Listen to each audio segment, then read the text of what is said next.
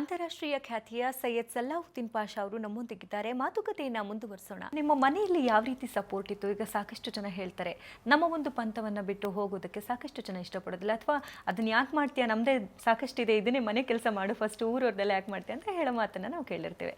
So ಹೇಗೆ support ಇತ್ತು ನಿಮ್ಮ ಮನೆಯಲ್ಲಿ?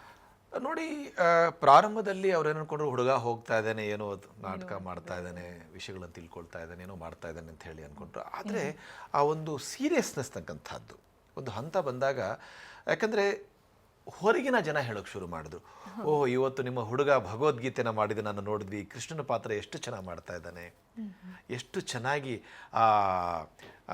ಕುರುಕ್ಷೇತ್ರದ ಯುದ್ಧದಲ್ಲಿ ಅರ್ಜುನ ಮತ್ತು ಕೃಷ್ಣ ಜೊತೆಗೆ ಬಂದು ಅರ್ಜುನ ಹೇಳ್ತಾನೆ, ನಕಾಂಕ್ಷೆ ವಿಜಯಂ ಕೃಷ್ಣ ನಚ ರಾಜ್ಯಂ ಸುಖಾನಿಚ ಕಿಂಭೋ ರಾಜ್ಯೇನ ಗೋವಿಂದ ಕಿಂಭೋಗೈ ಜೀವಿತೇನವ. ನನಗೆ ಯುದ್ಧ ಬೇಡ, ಏನು ಬೇಡ, ನಾನು ಯುದ್ಧವನ್ನು ಈ ಕುರುಕ್ಷೇತ್ರವನ್ನು ಬಿಟ್ಟು ಹೋಗ್ತಾ ಇದ್ದೀನಿ ಅಂತೇಳಿ. ಅದು ಕೃಷ್ಣ ಹೇಳ್ತಾನೆ, ಹತೋ ವಾ ಪ್ರಾಪ್ಸ್ಯಸೆ ಸ್ವರ್ಗಂ ಜಿತ್ವಾ ವಾ ಭೋಕ್ಷ್ಯಸೆ ಮಹಿ ತಸ್ಮಾತ್ ಉತ್ತಿಷ್ಠ ಕೌಂತೇಯ ಯುದ್ಧಾಯ ಕೃತ ನಿಶ್ಚಯ. ಯುದ್ಧ ನಿಶ್ಚಯವಾಗಿದೆ, ಹತವಾದರೆ ಸ್ವರ್ಗ ಪ್ರಾಪ್ತಿ ಆಗುತ್ತೆ, ನೀನು ಬದುಕಿದ್ರೆ ಭೋಗ ಪ್ರಾಪ್ತಿ ಆಗುತ್ತೆ, ಹಾಗಾಗಿ ಯುದ್ಧವನ್ನು ನೀನು ಮಾಡಬೇಕು ಅಂತ ಹೇಳ್ತಾನೆ. ಹಾಗಾಗಿ ಆ ಒಂದು ಪಾತ್ರವನ್ನು ನಾನು ಮಾಡಬೇಕಾದ್ರೆ ಸ್ವತಃ ಇವತ್ತಿಗೂ ನೆನಪಿದೆ ನನಗೆ, ನಾನು ಹನುಮಂತನ ಪಾತ್ರವನ್ನು ಮಾಡ್ತಾ ಇದ್ದೆ. ಶ್ರೀರಾಮಚಂದ್ರನ ನೋಡಿದ್ರೆ ನನಗೆ ಕಣ್ಣಲ್ಲಿ ನೀರು ಬಂದ್ಬಿಡೋದು. ಯಾಕಂದರೆ ಜೀವಾಂತರ್ಗತ ಜೀವ ನಿಯಾಮಕ ಕಣಕಣದಲ್ಲೂ ಶ್ರೀರಾಮಚಂದ್ರ, ಆ ಒಂದು ಭಕ್ತಿ ಭಾವ.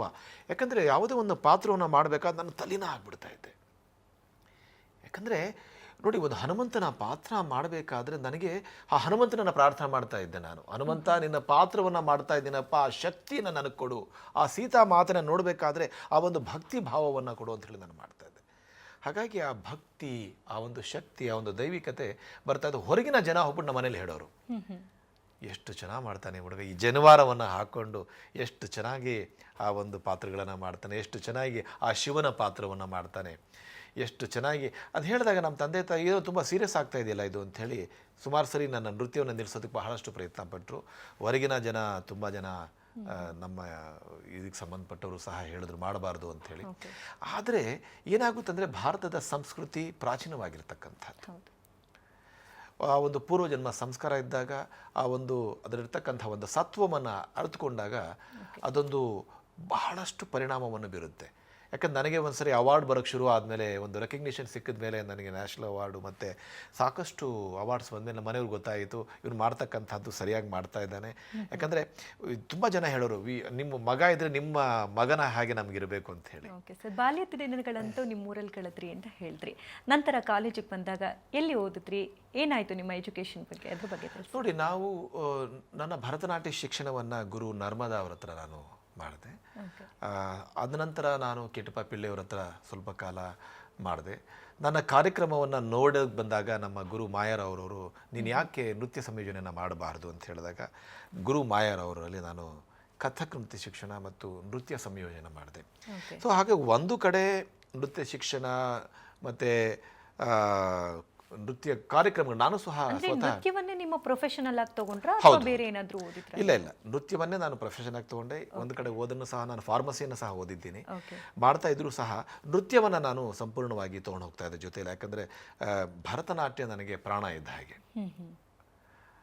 ಸೊ ನಾನು ಭರತನಾಟ್ಯವನ್ನು ಮಾಡ್ತಾ ಇದ್ದೆ, ಜೊತೆಗೆ ವಿಕಲಚೇತನರಿಗೂ ಸಹ ನೃತ್ಯವನ್ನು ಹೇಳ್ಕೊಡ್ತಾ ಇದ್ದೆ. ನನಗೆ ಕಾಲಿಲ್ದರೂ ಸಹ ವೀಲ್ ಚೇರ್ ಮೇಲೆ ಕೂತ್ಕೊಂಡು 8 ಗಂಟೆಯಿಂದ 10 ಗಂಟೆವರೆಗೂ ನಾನು ನೃತ್ಯವನ್ನು ನಾನು ಮಕ್ಕಳಿಗೆ ನಾನು ಹೇಳ್ಕೊಡ್ತಾ ಇದ್ದೆ.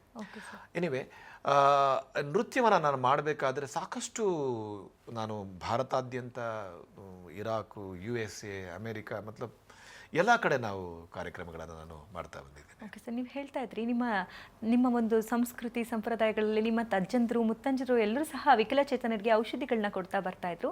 ನೀವು ಚಿಕ್ಕವರಿದ್ದಾಗ ಅವರಿಗೆ ಒಂದು ನಿಮ್ಮಾದ ಕೈಲಾದ ಸಹಾಯವನ್ನು ಮಾಡ್ತಾ ಇದ್ವಿ, ಅಥವಾ ಒಳಗಡೆ ಬೇರೆ ಪೇಷಂಟ್ಸ್ ಹೋದಾಗ ಇನ್ನುಳಿದ ಮಕ್ಕಳುಗಳಿಗೆ ಡ್ಯಾನ್ಸ್ ಕೂಡ ಹೇಳ್ಕೊಡ್ತಾ ಇದ್ರಿ ಅಂತ ಹೇಳ್ತಾರೆ. ಯಾವ ರೀತಿ ಒಲವು ಬಂತು ಅವ್ರ ಮೇಲೆ ನಿಮಗೆ? ನೋಡಿ, ಬಹಳ ನೋವಿನ ವಿಷಯ ಏನಂತ ಹೇಳಿದ್ರೆ, ಈಗಲೂ ಸಹ ನಮ್ಮ ಭಾರತದಲ್ಲಿ, ನಮ್ಮ ಕರ್ನಾಟಕದಲ್ಲಿ ಈಗಲೂ ಸಹ ಇದೆ. ಆಗ ನನ್ನ ಕಣ್ಣು ಮುಂದೆ ನಡತಕ್ಕಂಥ ಸಾಕಷ್ಟು ಸನ್ನಿವೇಶಗಳು ನನ್ನ ಮನಸ್ಸಿನ ಮೇಲೆ ಬಹಳಷ್ಟು ಪರಿಣಾಮವನ್ನು ಬೀರಿದೆ. ಯಾಕಂದರೆ ಒಬ್ಬ ಕೈ ಇಲ್ದಿರ್ತಕ್ಕಂಥವ್ರು, ಕಾಲು ಇಲ್ದಿರ್ತಕ್ಕಂಥ ವಿಶೇಷ ಚೇತನರಿಗೆ ಇವರು ಕುಂಟ ವೆಂಕಟೇಶನ್ ಕರ್ಕೊಂಬ, ಕಿವುಡ ರಮೇಶನ್ ಕರ್ಕೊಂಬ, ಆ ಕುಂಟಿ ವೆಂಕಟಮ್ಮನ ಕರ್ಕೊಂಬ, ಆ ಒಂದು ಡಿಸೆಬಿಲಿಟಿಯ ಒಂದು ಅಂಗವೈಕಲ್ಯತೆಯನ್ನು ಹೆಸರನ್ನ ಜೊತೆಗೆ ಕರೆದಾಗ ನನಗೆ ತುಂಬ ನೋವಾಗ್ತಾಯಿದೆ. ಎಷ್ಟೋ ಸರಿ ಕಣ್ಣಲ್ಲಿ ನೀರು ಸಹ ಬಂದಿದೆ. ವಿಶೇಷ ಚೇತನರಿಂದ ಭಗವದ್ಗೀತೆಯ ನೃತ್ಯ ರೂಪಕ್ಕೆ ಅಳವಡಿಸಿದಂತಹ ದೃಶ್ಯಾವಳಿಗಳನ್ನ ಒಮ್ಮೆ ನೋಡಿ. ಆಶಾ ಅವರೊಂದಿಗೆ ಮಾತಿನ ಪಯಣವನ್ನ ಮುಂದುವರಿಸ್ತೇವೆ. ಅದಕ್ಕೂ ಮುನ್ನ ಚಿಕ್ಕದೊಂದು ವಿರಾಮ.